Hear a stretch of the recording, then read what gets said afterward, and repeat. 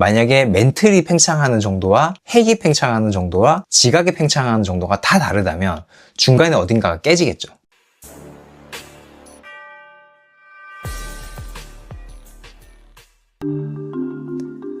안녕하세요, 키포스트 안석현입니다. 오늘은 제가 한 달 전쯤에 약속드렸던 반도체 글래스 기판 관련해서 총 정리하는 콘텐츠를 준비해봤습니다. 제목은 오늘까지의 반도체 글래스 기판. 제가 여기 밑에다가 이렇게 날짜를 적어놨잖아요. 그러니까 이거를 매 분기별로 한 번씩 준비를 해보려고 해요. 그러니까 반도체 글래스 기판이라고 해도 사실 매 분기마다 내용이 조금씩 달라지고 매월 내용이 달라지잖아요. 이걸 새로 재생 목록을 만들어서 차곡차곡 거기다 쌓아두면 새로 오시는 분들이라도 제일 최근 것만 찾아보시면 이쪽 내용이 한 번에 이해가 다 되시겠죠. 오늘 내용을 보시고 내용에 오류가 있거나 아니면 좀 추가해야 될 내용이 있으면 밑에 댓글로 달아주세요. 그러면 제가 다음 분기에 이걸 준비할 때는 그걸 좀 반영을 해서 새로 촬영을 하겠습니다. 이게 마치 책이 이제 새로 나오면 오탈자 잡고 나오듯이 그런 식으로 제가 개정을 하겠습니다. 일단 내용의 구성은 이렇게 준비해봤는데 이 중간으로 딱 나누어서 이 앞에가 1부, 이 뒤쪽이 2부입니다. 그러니까 오늘 이제 1부 업로드고요. 우선적으로 이제 기술적 배경에 대해서 반도체 업계가 왜 글래스 기판을 원하고 이게 왜 곧 상용화에 들어갈 것 같은지에 대해서 설명을 한번 드리고, 그리고 반도체 글래스 기판을 만드는 게 어떤 과정을 통해서 이루어지는지에 대해서도 간단하게 설명을 드리도록 하겠습니다. 2부에서는 그래서 지금 이 사업을 준비하고 있는 회사가 어디가 있고 그 회사들이 지금 어디까지 개발이 되어 있고 투자를 어느 정도로 하고 있는지에 대해서 또 설명을 드리도록 하겠습니다. 2부도 최대한 빨리 제가 업로드를 할게요. 우선 기술적 배경에 대해서 좀 알아보겠는데, 이거는 저희가 2025년 초에 저희 키포스트 채널에 좀 자주 업로드했던 그 내용들을 좀 축약해 놓은 거라고 보시면 되는데, 대신에 그때는 되게 하나의 기술에 대해서 포커스해서 설명드렸다면 오늘은 좀 뭔가 좀 기승전결을 가지고 설명을 드리도록 하겠습니다. 그래서 앞으로 이제 가서 보실 필요 없이 이것만 봐도 어느 정도 이해가 되게끔 완결성을 갖고 설명을 드리도록 하겠습니다. 지금 오른쪽에 보시는 이게 블랙웰인데요. 엔비디아에서 내놓는 GPU 중에 지금 현역 중에서는 가장 최근에 나온 모델입니다. 이제 블랙웰이고, 엔비디아의 이제 GPU는 2년마다 플랫폼이 개비가 되고, 그 플랫폼이 새로 나올 때는 과학자 이름을 따고 나옵니다. 보면 이제 암페어, 호퍼, 그리고 블랙웰 이런 식으로 순서대로 나오고, 이제 올해 하반기에 나올 게 루빈이고요. 그 다음에 나온 게 파인만이죠. 다 과학자 이름을 붙입니다. 그리고 그 앞에 첫 글자를 따서 이런 식으로 실제 모델 이름을 이렇게 붙이는데, 이걸 다 외우실 필요는 없고요. 이제 뭐를 보시면 되냐면, 이 위로 갈수록, 밑에서 위로 갈수록 이제 최신 버전인데, 다이 사이즈, 그러니까 이 다이라고 하는 건 반도체 이 칩의 크기를 얘기하는 겁니다. 이 다이 사이즈가 점점점 커지죠. 610에서부터 출발해서 점점 커지다가 블랙웰에 들어서 거의 2배 이상으로 커집니다. 그리고 HBM의 개수도 처음에 4개에서부터 출발해서 점점 많아지다가 8개까지 많아졌습니다. 그래서 여기 보시면 여기 사진에 여기 중간에 사실 가느다란 선이 하나가 있거든요. 이게 칩 2개를 붙여놓은 겁니다. 원래는 이 호퍼까지는 GPU 칩이 하나로 돼 있었어요. 그 하나를 이제 반도체 공장에서 찍어가지고 그 옆에다가 HBM을 붙여가지고 나왔었는데, 블랙웰부터는 2개를 하나로 합치고 HBM도 여기 하나, 둘, 셋, 넷, 다섯, 여섯, 일곱, 여덟 이렇게 합쳤다. 그러면 칩의 크기가 커지고, 그리고 HBM의 개수도 4개에서 6개, 6개에서 8개로 늘어나기 때문에 이 전체 패키지의 크기는 점점점 커질 수밖에 없겠죠. 요 크기, 패키지의 크기라고 하는 건 요 전체 크기를 얘기하는 겁니다. 이 전체 크기도 점점 커질 수밖에 없겠죠. 그러면 AI를 다룬다는, AI 학습을 위해서 사용되는 GPU는 왜 이렇게 자꾸 커지나? 왜 자꾸 HBM을 점점점 많이 탑재하게 되나? 2020년에 오픈 AI가 발표한 논문이 있는데, 거기서 발표한 바에 따르면 AI의 성능을 좌우하는 건 크게 3가지라고 합니다. 첫 번째는 컴퓨팅 성능, 그러니까 GPU의 성능이 좋아야 된다는 거죠. 그리고 데이터의 양, 데이터를 많이 넣어주면 많이 넣어줄수록 AI가 똑똑해진다. 세 번째는 파라미터의 개수, 이 매개변수라고 하죠. 매개변수가 많아야 우리가 수십억 개, 수백억 개 이렇게 얘기하잖아요. 그런 것들이 많아야 AI가 똑똑해지더라. 그럼 이렇게 많은 데이터를 넣어주고 컴퓨팅 속도를 높이려면 당연히 GPU도 커져야 되고, 그 GPU 옆에서 붙어서 연산을 하는 데 사용되는 HBM의 개수도 많아져야 됩니다. 이거는 우리가 기존의 첨단 반도체의 대표로 알고 있던 모바일용 AP하고는 굉장히 좀 설계 이념이 다릅니다. 우리 왼쪽에 있는 게 이제 모바일 AP인데요. 우리가 삼성에서 설계하는 엑시노스 그리고 퀄컴의 스냅드래곤, 이런 것들이 이제 모바일 AP라고 하죠. 이거는 우리 스마트폰을 구동하는데 가장 중요한 반도체인데, 이 왼쪽에 있는 모바일 AP 같은 경우에는 최대한 작게 만들면 작게 만들수록 좋은 거였어요. 왜냐하면 AP가 다 스마트폰에 탑재되어 있기 때문에 그 안에 내부 공간이 없잖아요. 스마트폰은 일단 배터리에 가장 큰 공간을 할애를 해주고 그 남은 공간을 이용해서 반도체를 배치를 하는 거거든요. 그래서 최대한 AP는 작게 만들면 작게 만들수록 좋습니다. 여기 AP가 아래에 있고 AP와 연산을 주고받는 D램은 옆에 배치하는 것도 자리가 아까워서 이 위에다가 배치하는 거죠. 그래서 우리가 패키지 온 패키지라고 부르는 이유가 그겁니다. 이 AP는 패키지 온 패키지 방식으로 만들더라. 어쨌든 간에 공간을 최대한 적게 먹으면서 설계할수록 좋은 겁니다. 이때 당시에는 그랬어요. 그런데 GPU는 기본적으로 모바일에 탑재되는 게 아니기 때문에, 그러니까 AI용 GPU는 모바일에 탑재되는 게 아니기 때문에 공간의 여유가 있습니다. 물론 작게 만들었으면 좋긴 하겠지만 아까 앞에서 설명드린 것처럼 좀 크게 만들어도 2배, 3배 크게 만들어도 성능이 대여섯 배, 7배 혹은 그 이상으로 좋아지기 때문에 좀 크게 만들어도 괜찮습니다. 그리고 이 모바일 AP는 기본적으로 배터리를 전원으로 삼지만 AI 반도체는 아니잖아요. 전원 꽂아서 사용하기 때문에 배터리랑 또 상관없습니다. 그래서 그래, 성능이 대여섯 배 좋아질 수 있어? 그러면 2, 3배 크게 만드는 것도 괜찮아. 이렇게 되는 겁니다. 설계 이념이 완전히 다른 겁니다. 그래서 작년에 TSMC의 테크 심포지엄에서 발표한 내용에도 보면 원래 80 by 80, 여기 밀리미터입니다. 80mm 곱하기 80mm 정도였던 이 GPU 패키지의 크기는 작년 기준으로 100 by 100, 100mm 곱하기 100mm까지 올라왔고 또 120 곱하기 150까지 올라왔고 여기서 이제 점점 더 커질 가능성도 있겠죠. 근데 이렇게 커지면 AI 연산을 하는 데는 되게 유리하다고는 하는데 제조상에 굉장히 큰 한계에 봉착을 합니다. 그게 어떤 거냐면 요 위에 아까 말씀드렸던 GPU가 여기 위에 있고요. 그 옆에는 연산을 하기 위한 HBM이 이렇게 붙어 있습니다. 여기까지는 아시죠? 근데 그 밑에 요 로직 반도체, 그러니까 GPU하고 HBM을 연결해준 그 밑에는 2가지 기제가 더 있습니다. 하나는 여기 인터포저라고 하는 실리콘 인터포저가 있고요. 그 밑에 패키지 서브스트레이트, 우리가 흔히 패키지 기판이라고 하는 놈이 하나 더 있습니다. 그러니까 일단 로직 반도체, GPU가 커지고 HBM이 많아지면 당연히 실리콘 인터포저하고 밑에 있는 패키지 서브스트레이트의 면적도 같이 늘어나야 됩니다. 그런데 우리가 이 패키지 서브스트레이트는 제가 이렇게 그림을 이렇게 표현해놨지만 내부를 뜯어보면 여기 오른쪽에 있는 이 그림처럼 생겼거든요. 그러니까 여기서 이렇게 이걸 확대하면 이렇게 되는 거거든요. 이렇게 되는데 이 패키지 서브스트레이트를 이제 크게 두 부분으로 나눠보면 하나는 코어가 있고요. 중간에 이제 코어 부분이 있고 그 위에 회로 부분이 있습니다. 이쪽 아래 위에 회로 부분이 있어요. 그런데 중간에 코어 부분은 지금은 뭘로 만드냐 그러면 FR4라는 플라스틱을 이용해서 만듭니다. 그리고 이 FR4라는 플라스틱은 기본적으로 유리 섬유에다가 우리가 니토보 하면서 유리 섬유 많이 얘기가 됐었죠.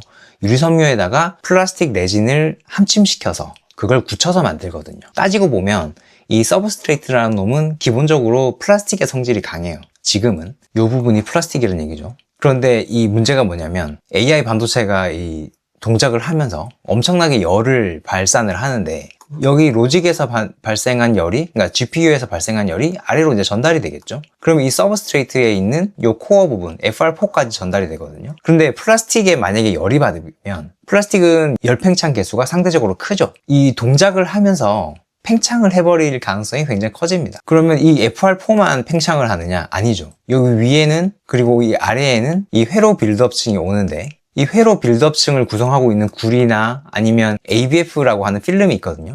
그 필름도 지금 열을 받으면 다 늘어나려고 난리예요. 자, 다시 정리하면 이 GPU가 동작함에 따라서 이 FR4도 팽창을 하려 하고 중간에 있는 구리나 ABF도 팽창을 하려고 하는데 요놈들이 다 똑같은 범위로 다 똑같은 정도로 팽창을 해주면 큰 문제는 없겠지만 제각각 CT 값이 다르거든요. 열 팽창 개수가 달라. 그러면 얘네들이 막 제각각 팽창을 하는 거예요. 우리가 생각해보면 이런 거죠.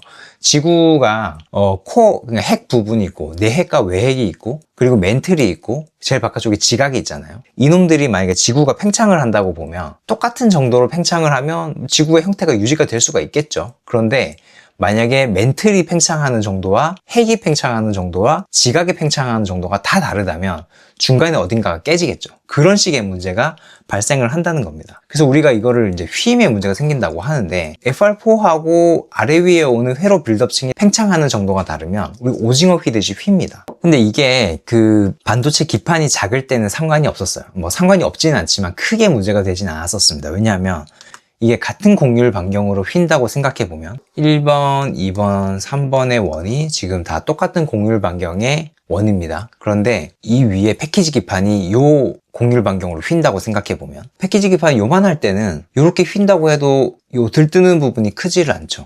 상관없어요. 근데 이게 만약에 커진다? 만약에 좀 더 큰 패키지 기판이다? 그러면 이 정도로 휜다고 봤을 때 이만큼이 물리적 거리가 떨어진 부분에 이렇게 휘는 거죠. 그리고 세 번째로 이렇게까지 커지면 요만 같은 곡률 반경이라도 훨씬 더 많이 들뜨게 되는 겁니다. 그럼 만약에 이 위에 이제 반도체가 패키지 돼 있다고 생각해 보면 여기 GPU가 있고 그리고 여기 옆에 이제 HBM이 있다고 보면 얘네 둘은 가만히 있는데 패키지 기판이 아래쪽으로 이렇게 휘어버리면 이쪽이 다 들떠버리겠죠. 그래서 이게 패키지 기판이 작을 때는 좀 휘어도 상관없지만 패키지 기판이 커지면 굉장히 문제가 심각해진다. 그래서 지금 이 반도체 업계에서 글래스 기판을 요구하는 겁니다. 왜냐? 글래스는 기본적으로 열팽창 계수가 굉장히 작아요. 우리가 이 내부에 있는 이 FR4는 아까 제가 플라스틱 성질에 좀 가깝다고 했잖아요. 근데 물론 이 안에 있는 유리 섬유의 열팽창 계수를 많이 줄여가지고 그것도 많이 억제한다고는 하지만 유리 그 자체하고는 또 다르거든요. 이거를 유리 그 자체로 만들면 기본적으로 뭐 열팽창 계수 3.3 뭐 이 정도로 지금 제어를 하고 있기 때문에 굉장히 유리하다. 그리고 이 FR4만 해도 복합 소재잖아요. 그러니까 유리 섬유가 있고 거기를 레진이 채우고 있는 거라서 유리 섬유와 레진은 또 성질이 좀 다르죠. 이 휨을 제어하는 게 굉장히 어렵다 그러더라고요. 그러니까 둘의 어떤 CT 값의 불일치가 있다고 할까요? 그런 것도 있고 초창기에 저는 그게 궁금했어요. 그러니까 이게 열팽창 계수가 높은 게 문제인 건지 아니면 내부를 구성하는 소재들의 열팽창 계수가 일치하지 않는 게 중요한 건지, 그러니까 그게 좀 더 크리티컬한 건지, 이게 뭐가 중요한 건지 몰랐는데 둘 다라고 그러더라고요. 그러니까 최대한 낮을수록 좋고 CT가 무조건 낮을수록 좋고 그것도 복합 소재가 아닌 게 좋다. 최대한 가지수를 줄여야 된다는 거죠. 그런 측면에서 유리 섬유에 레진이 함침되어 있는 것보다는 유리 그 자체가 이 어떤 휨을 제어하는 데는 상당히 유리하다, 이렇게 설명하시더라고요. 그래서 지금 이 중간에 있는 소재를 유리 섬유에서, 그러니까 FR4에서 이 유리 원장 그 자체로 바꾸는 게 추진되고 있고, 그놈이 이제 이 서브스트레이트를 대체한다. 플라스틱 서브스트레이트를 이제 대체한다는 거죠. 이게 이제 글래스 기판의 첫 번째 트렌드입니다. 엔비디아가 내놓는 GPU를 보면 대충 다 이런 이제 형태를 띠고 있는데, 요 제일 아래에 있는 서브스트레이트를 바꿔보자는 시도가 하나 있고요. 또 하나는 요 위에 있는 이제 실리콘 인터포저라고 했잖아요. 요 놈을 또 글래스로 바꿔보자고 하는 트렌드가 또 있습니다. 요 중간에 있는 실리콘 인터포저는 왜 글래스로 바꾸려고 하느냐? 이 문제 때문인데요. 그러니까 지금 실리콘 인터포저는 이렇게 300mm 웨이퍼 위에서 만들거든요. 300mm 웨이퍼 위에서 만들기 때문에 정사각형으로 만들었을 때 수율이 굉장히 안 좋습니다. 왜냐하면 이런 부분은 다 버려야 되거든요. 이 부분, 이런 부분을 다 이제 수율에서 빠지는 거라 굉장히 비효율적이죠. 그리고 크게 만들면 크게 만들수록 더 비효율적입니다. 이런 공간이 다 날아가는 거 아니에요? 앞에서 설명드린 것처럼 지금 GPU와 HBM이 차지하는 면적은 점점점 커지고 있고, 그걸 위해서는 이 밑에 받쳐주는 인터포저나 서브스트레이트의 크기도 계속 커져야 된다는 거죠. 그러면 요 인터포저를 만들기 위해서는 기본적인 원장 자체도 실리콘에서 만들어서는 너무 비효율적이다. 그럼 이것도 좀 크게 만들어 달라고 하는 니즈가 있는 거거든요. 그래서 이런 정사각형 혹은 직사각형 판넬에서 만들면, 글래스 판넬에서 만들면 훨씬 더 효율적으로 만들 수 있습니다. 이런 거는 지금 버리는 공간이 거의 없죠. 뭐 이렇게 이제 엣지 부분에만 좀만 버리면 실리콘 기판에서 만드는 것보다는 훨씬 더 효율적입니다. 제가 똑같이 이렇게 90바이 90mm 예시를 보여드리고 있는데, 이거를 300mm 웨이퍼 위에서 만들면 한, 둘, 셋, 넷, 5개밖에 안 나오지만 515 곱하기 510, 그러니까 글래스 기판 원장의 크기죠. 이 원장에서 만들면 총 25개까지 나온다. 정리하면 지금 엔비디아를 포함해서 이 AI 가속기라고 하는 반도체의 면적은 점점 넓어지고, 거기에 같이 탑재되는 HBM의 양은 점점점 많아지고, 그래서 패키지 크기가 커질 수밖에 없는 트렌드가 있는 거고요. 그걸 뒷받침해주기 위해서 인터포저와 서브스트레이트도 점점점 커져야 된다. 그런데 그 커지는 게 FR4를 기반으로 하는 기존 패키지 기판 기술이나 실리콘 웨이퍼를 기반으로 하는 기존 실리콘 인터포저로는 한 개에 봉착했다. 그래서 요 1번과 2번을 둘 다 글래스로 만들어 보자 라고 하는 게 이제 글래스 기판 트렌드라고 하는 겁니다. 그리고 이제 간략한 공정을 알아볼 텐데, 우리가 뭐 이걸로 사업해볼 거 아니잖아요. 이렇게 보시는 분들 설마 뭐 우리가 글래스 기판을 생산해서 공급해보자 할 거 아니기 때문에 최대한 간략하게 설명을 드리겠습니다. 그러니까 글래스 기판을 만드는 과정은 이 앞에서부터 이 뒤까지 이어집니다. 여기 보면 굉장히 다양한 공정들이 있고, 이 사이사이에 사실 대단히 많은 그 세부 공정들이 있는데 많이 생략해서 이 정도로 말씀을 드릴 수 있고, 크게 보면 세 부분으로 나눌 수 있습니다. 첫 번째는 TGV 공정. 중간에 이제 구멍을 뚫어서, 이게 글래스 원장이 요 중간 이 부분이거든요. 글래스 원장에 구멍을 뚫고 그 안을 구리로 채우는 과정이고요. 회로 빌드업 공정은 이 유리 원장 위로 이렇게 회로를 적층하는 과정입니다. 여기 위에 반도체가 올라오잖아요. 이 기판의 역할이라고 하는 건 반도체에서 생산된 데이터를 아래쪽으로 내보내는 그 어떤 길 같은 거거든요. 사다리 같은 거예요. 그래서 이 회로 빌드업층이 있어야 됩니다. 이 길을 만들어주는 과정을 이제 회로 빌드업 공정이라고 하고, 그리고 이 큰 원장에서 글래스 기판을 만든 다음에 하나하나 잘라주는 싱귤레이션 과정을 거치는 걸 이제 완성 단계, 이렇게 구분을 합니다. 총 세 부분으로 나눠질 수 있어요. 일단 TGV 공정만 좀 구체적으로 좀 알아보면, 우선 유리 원장이 들어오고요. 이 유리 원장은 뭐 코닝, 쇼트, 뭐 글로벌 유리 회사들 있잖아요. 이런 회사들이 보통 공급을 합니다. 그럼 그걸 받아서 일단 레이저로 한번 때려요. 유리를 뚫을 때 레이저로 한 번에 다 뚫으면 좋겠지만, 그러면 속도도 빠르고 좋겠지만, 그렇게 하면 이게 깨지기가 쉽기도 하고, 그리고 뭐 변형이 일어난다거나 아니면 표면의 거칠기가 나빠진다거나 대단히 많은 좀 부작용이 있습니다. 그래서 어떻게 지금 공정이 안착이 돼 있느냐면, 일단 유리 표면에다가 레이저를 살짝 하나 쏩니다. 그럼 딱 쏘면 그 레이저가 이 유리 표면을 완전히 뚫어내지는 못하는데 결정 구조를 좀 바꾼대요.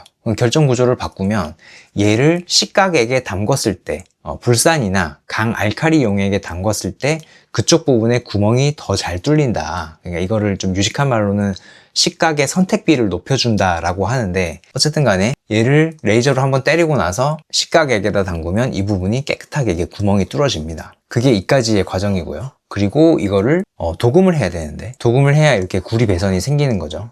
이쪽에 이제 노란색으로 표시된 것들이 다 구리 도금입니다. 근데 도금도 한 번에 일어나는 게 아니고 일단 메탈라이제이션 공정이라는 걸 해줘야 돼요.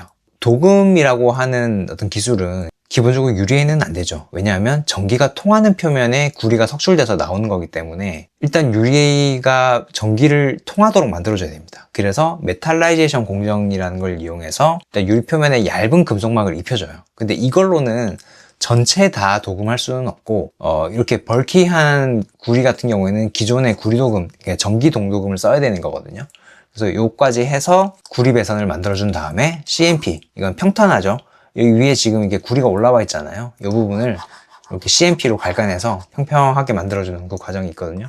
요거까지 하면 TGV 공정이 끝난다. 이건 제가 2부에 더 설명을 더 자세하게 드리겠지만, 요 TGV 공정 같은 경우에 지금 삼성이나 LG나 SK나 외주를 좀 많이 주고 있죠. 그래서 이 부분에서 좀 많은 사업 기회가 있을 것 같아서 지금 국내 소부장 회사들이 이쪽에 많이 시도를 하고 있습니다. 뭐 특히나 요 앞에 공정까지 외주를 준다던가 아니면 이까지 다 외주를 준다던가 하는 그런 시도들이 있거든요. 요거는 제가 2부 가서 더 자세하게 설명을 드리도록 하겠습니다. 그래서 이제 그 TGV 공정이 끝나고 나면 요 안에 이만큼이 이제 유리 원장이죠. 유리 원장에 구멍을 뚫고 구리 전극을 이렇게 만들고 나면 앞뒤로 이제 회로 빌드업을 해줍니다. 이 위에가 이제 반도체가 붙는 거기 때문에 요 반도체에서 요 아래쪽 마더보드까지 신호가 연결되게 하기 위한 일종의 사다리를 놔준다라고 생각하시면 돼요. 그게 이제 회로 빌드업 공정인데, 요거는 굉장히 반복적인 공정입니다. 일단 ABF라고 하는 아지노모토 빌드업 필름이라고 하는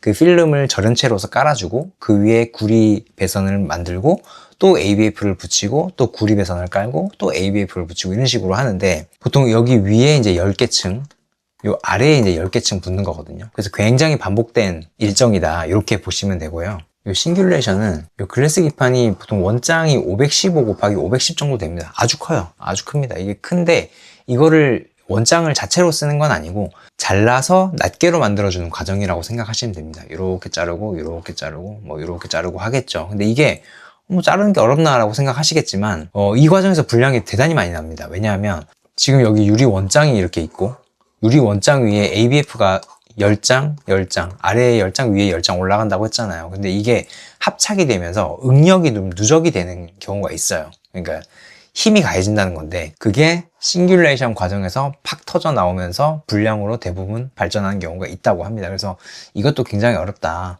이것까지 하고 나야 이제 글래스 코어 기판 혹은 글래스 인터포저가 되는 건데 제가 이 개별 공정에 대한 설명은 제가 뒤에 2부에서 개별 기업들에 대해서 말씀을 드리면서 좀 추가적으로 설명을 다시 드리도록 하겠습니다. 자, 우선 1부에 준비한 오늘까지의 반도체 글래스 기판, 그러니까 기술적 배경하고 간략한 공정에 대해서 좀 소개를 드렸고요. 2부에서는 지금 국내 업체들이 이 사업을 어떻게 준비하고 있고 어디까지 지금 진도가 나가 있는지에 대해서 개별 회사들에 대해서 설명을 드리도록 하겠습니다. 1부가 마음에 드셨다면 2부도 좀 기다려주시면 곧 업로드 하도록 하겠습니다. 자, 오늘 준비한 내용은 여기까지고요. 저는 2부에 다시 뵙겠습니다. 감사합니다.